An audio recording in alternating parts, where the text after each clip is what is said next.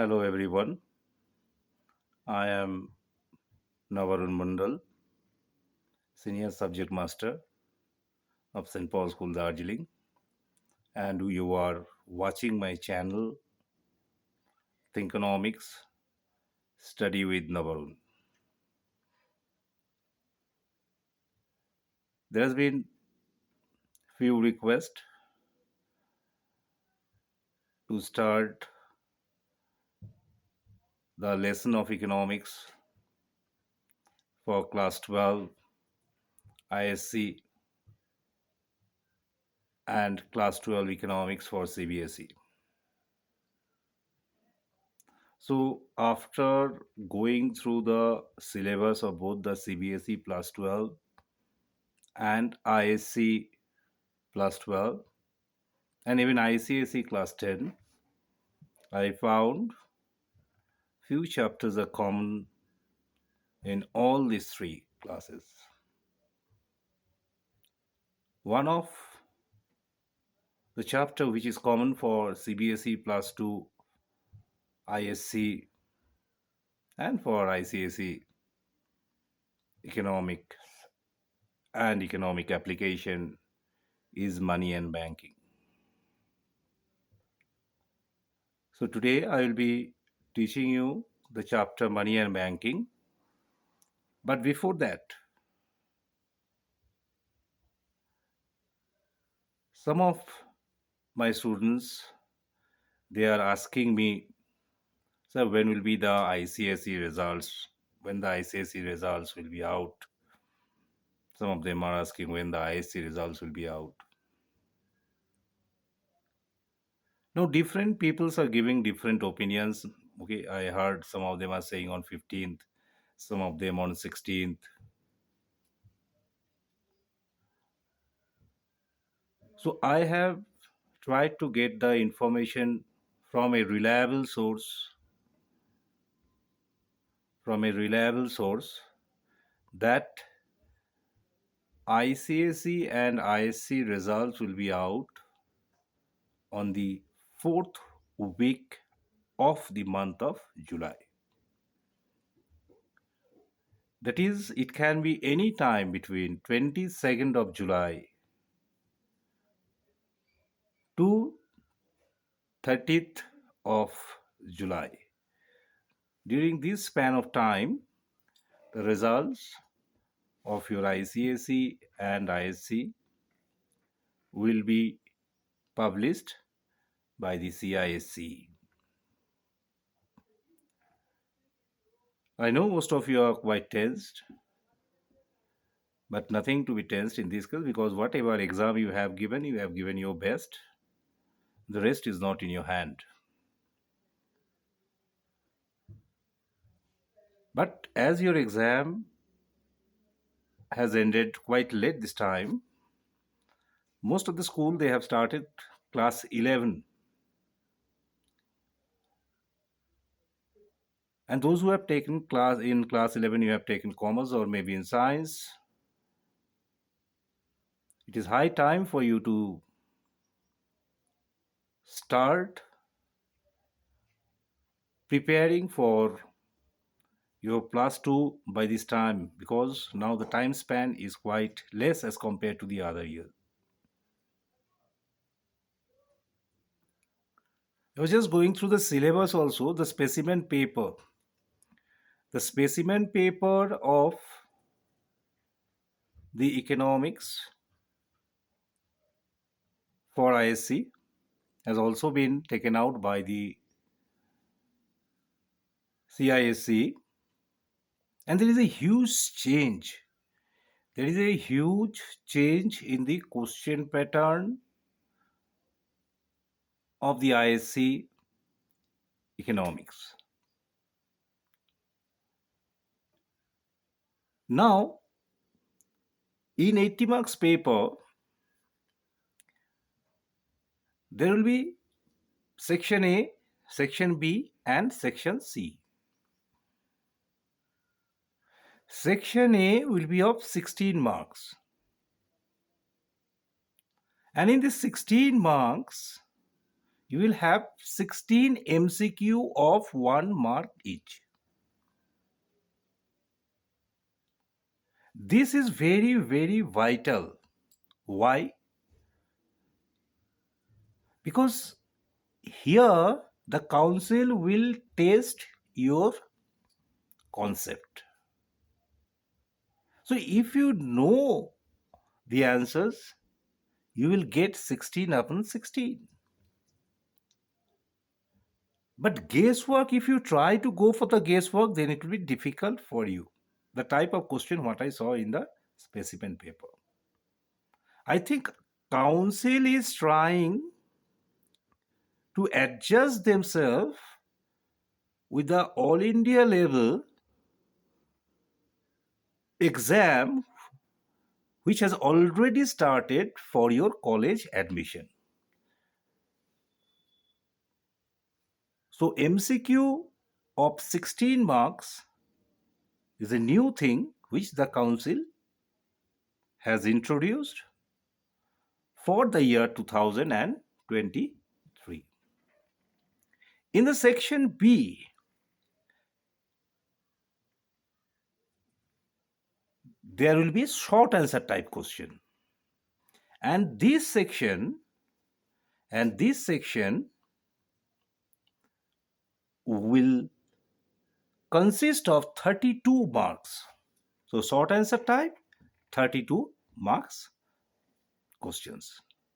And in the last section, that is section C, it will be of long answer type question, and this part will also be of 32 marks. So the 80 marks question, which was previously divided into two parts, part 1 and part 2. Part 1, it used to be of 10 short answer type question, 2 marks each. So the part 1 is of 20 marks, and the part 2, it used to be of 60 marks. All right, it used to be of 60 marks. 60 marks, there would have been, you have to answer how many questions? 5 questions. That is 12 into 5 will be 60 marks. That was your previous. Till last year, the question pattern was like this. But from 2023, the question pattern now it is of, instead of 2 sections, now it is of 3 sections. Section A, MCQ, 16 marks. Section B, short answer type, 32 marks. And section C, it will be of long answer type, and it is of 32 marks. So boys and girls, in order to prepare yourself for the all India level competition to get a good college, council is trying their best to prepare you to excel in this type of examination. So the question pattern has been changed. As far as the class 10 economic application paper is concerned, till now council has not said anything about the change in the question pattern.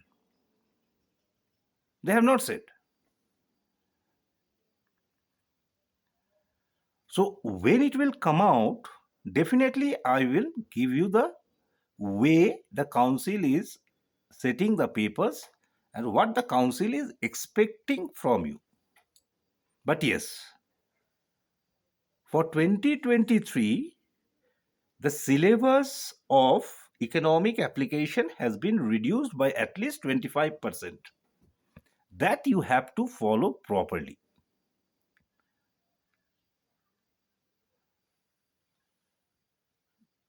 Now, I think I have made it clear regarding your examination, the way the question will be set, and the date of the publication of the ICSE and the ISC result, which I said according to the reliable source.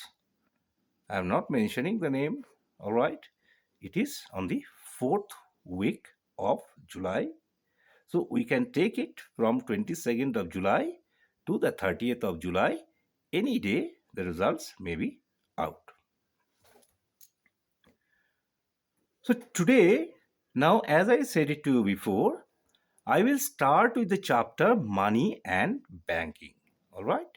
This money and banking, as I said it too, it is a common thing for your class 10 economics and class 12 CBSE and ISC economics. And the question is why we will learn about money. Boys and girls, money is probably the most important thing in our everyday life. You cannot think of anything other than money. You want to buy a goods and commodities. You have to pay in terms of money. I am working in a school. I am getting salary at the end of the month. It is expressed in terms of money. Any type of government policies, either it is the tax policy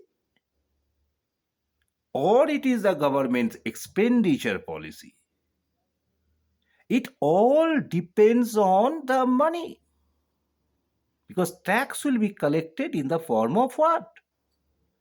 Tax will be collected in the form of money. That's the importance of money.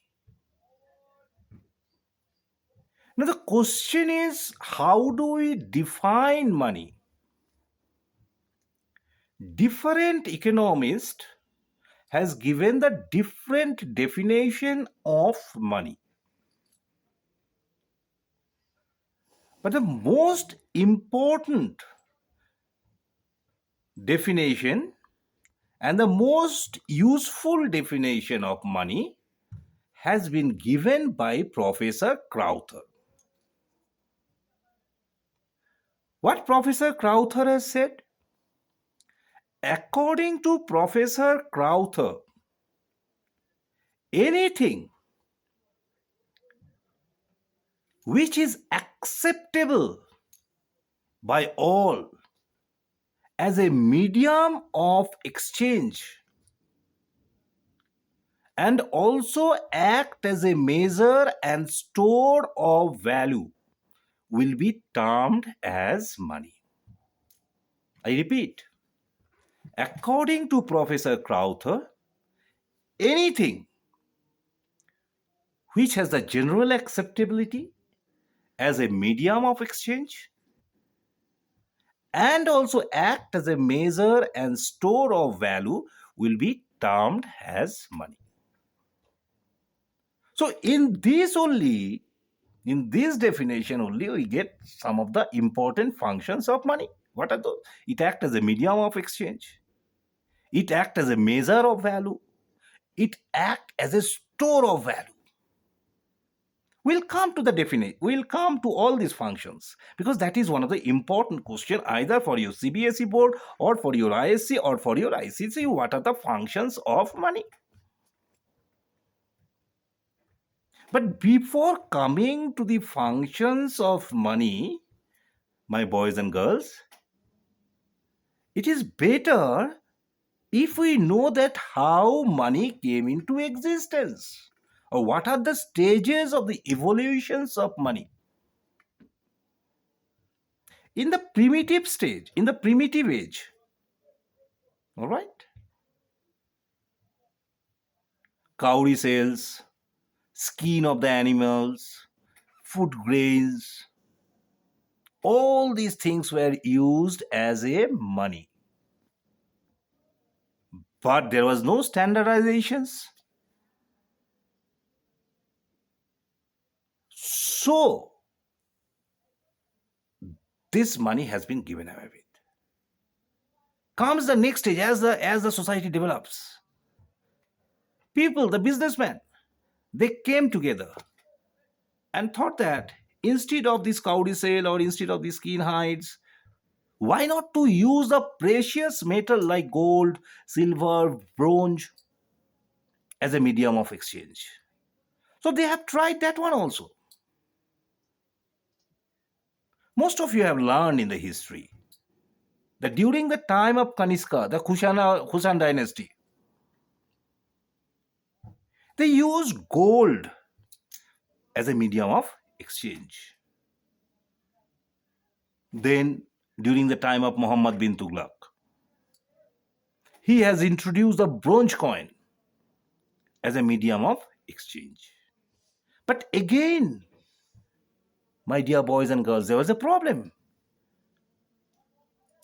Because with the increase in trade and commerce, the demand for this precious metal, that is gold, silver, bronze, the demand was more than the supply of this precious metal. The supply of gold and silver cannot keep pace with the demand. So this has to be given away.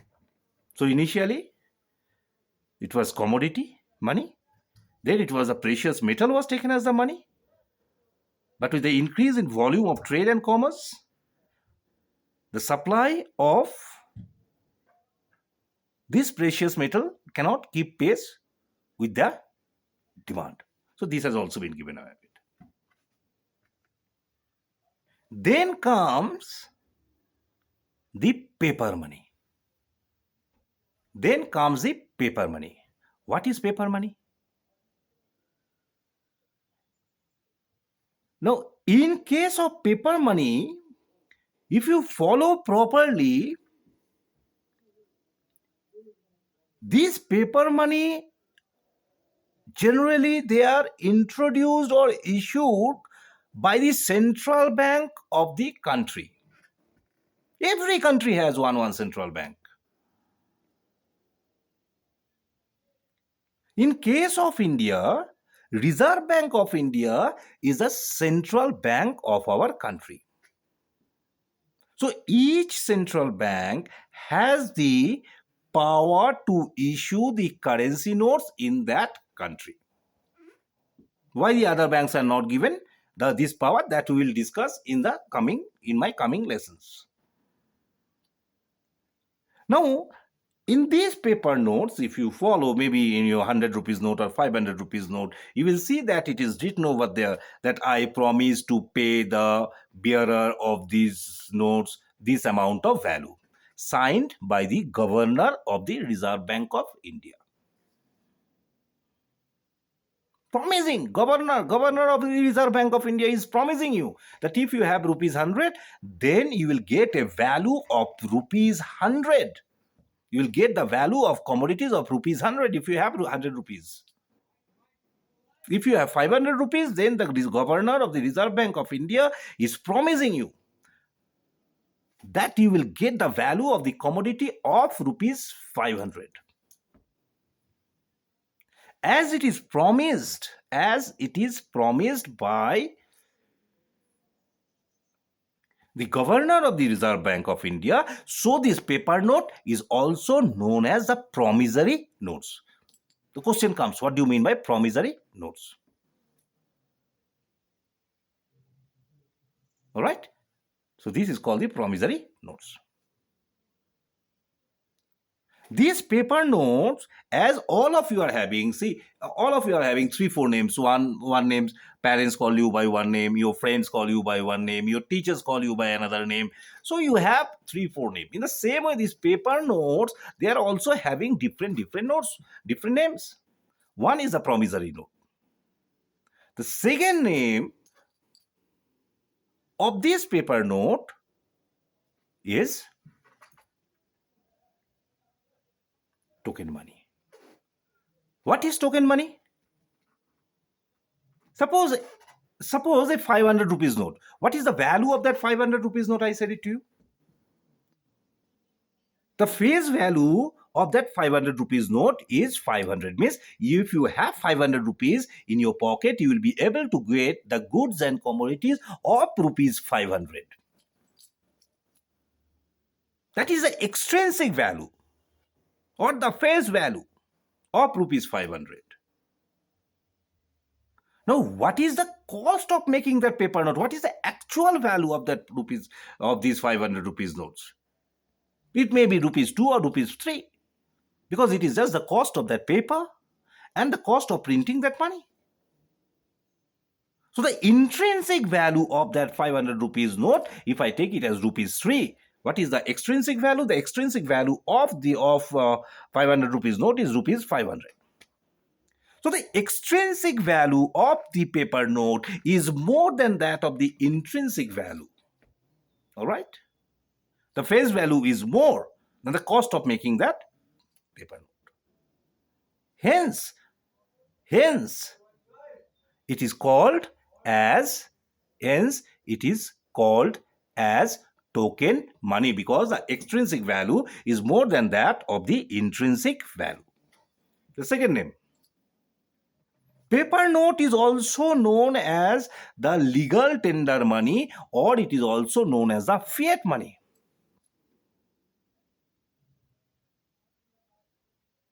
Legal tender money means the government is enforcing the law that each and every individual, each and every citizen of our country will have to accept the paper notes. It has been backed by the law of the country. So it is called the legal tender money, and it is also known as the fiat money. Now, legal tender money can again be subdivided into two parts. One is limited legal tender money. The other one is unlimited legal tender money.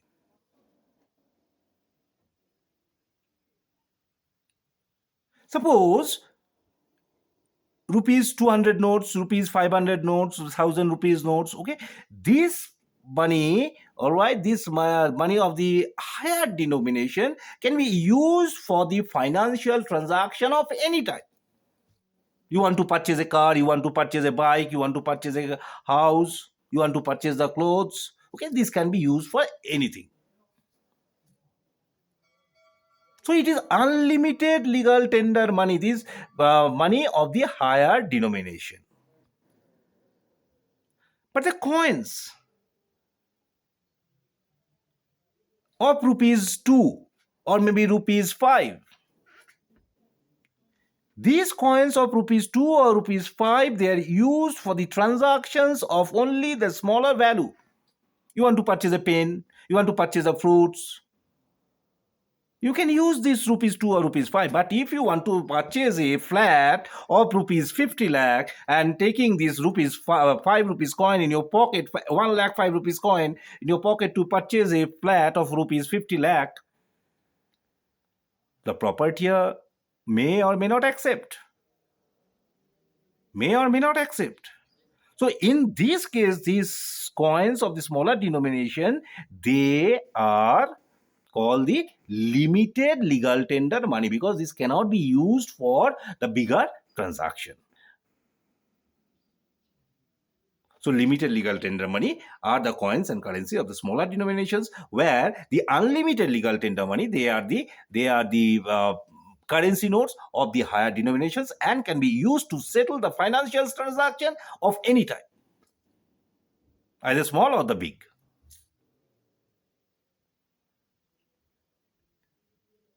So this is another name, that is the fiat money or the legal tender money. And again, the legal tender money can be of two types. What are those? I said it to you. One is the limited legal tender money. The other one is unlimited legal tender money.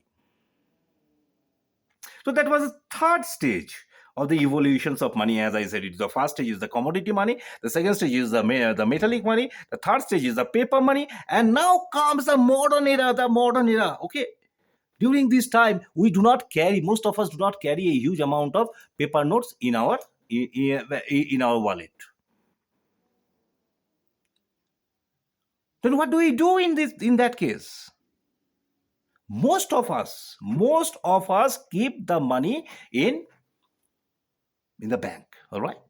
And you know that in a bank, we keep the money in the form of saving deposit, or you can keep the money in the form of the fixed deposit. This saving deposit is also called as a demand deposit. Why it is called a demand deposit? Because if we want to withdraw the money from the bank at any time, we can withdraw it on our demand. Bank cannot say no. So saving deposit is also known as demand deposit because that amount of money can be withdrawn on demand. Now, my boys and girls, suppose for example, in a boarding school like us, where the fees is near about 4.5 lakh. Now, it is not possible for the parents to take that 4.5 lakhs in their wallet or in their pocket and come and deposit in the school. Not possible. There are many difficulties for this. So, what the parents will do in this case? If they have a account, if they have a demand deposit in the bank, they will write a check in favor of St. Paul School Darjeeling, and they will come to the accountant or to the bursary and they will deposit that check. So paper money has been gone away with. It is now by the check or by the draft the transaction is taking place. So this is the latest one. We can also consider, we can also think about the credit card, about the debit card as a new form of money. You went to a shop to buy something. You may not pay in term of, the cash. If you have the credit card, you will punch your card. All right, you will punch your card and you will come out. So these are the different stages of the evolutions of money.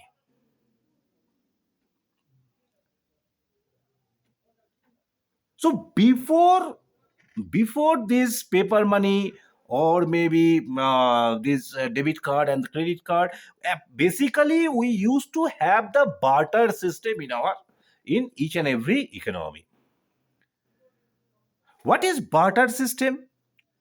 In the barter system, goods were exchanged. One good was exchanged in term of other. There was no money. Suppose I have apple and another man has banana, and if we want to transact, all right, if we want to, suppose if I want say apple, I may give my banana and get the apple. In the same way, if that man accept the good which I have, then only the transaction will take place. But this is a complicated case which we'll discuss in our next lesson. What are the difficulties of barter system and how the money has helped in solving the problem of barter system? We will also discuss in our next lesson about the primary and the secondary functions of money. So please stay tuned, all right? And please watch the channel. And if you like it, please subscribe and share with your friends. Definitely, it will be helpful for you for your ICSE and for your ISC, and also your CBSE plus 2, what I have seen in the syllabus. So thank you very much for attending the lesson. It's good. Watch time is increasing. The number of subscribers is increasing. So slowly you are moving in a good in a proper direction. So study economics, think economics, as I say always. All right. Watch the channel. And if you have any question, you can text in the comment box. I will try to help you out. Namaskar and Jai Hind. Stay healthy, stay safe.